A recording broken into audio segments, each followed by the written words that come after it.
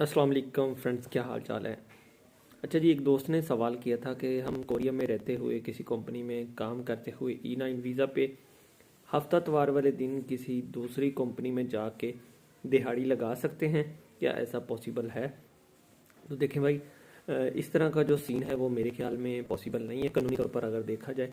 क्योंकि अगर आप लोग पकड़े गए या आप लोगों को किसी दूसरी जगह पर दिहाड़ी लगाते हुए कोई चोट लग जाती है, कोई भी किसी किस्म का कोई प्रॉब्लम आ जाता है, तो इंश्योरेंस आपकी क्लेम नहीं करेगी, आपका मालिक भी इस चीज़ को क्लेम नहीं करेगा।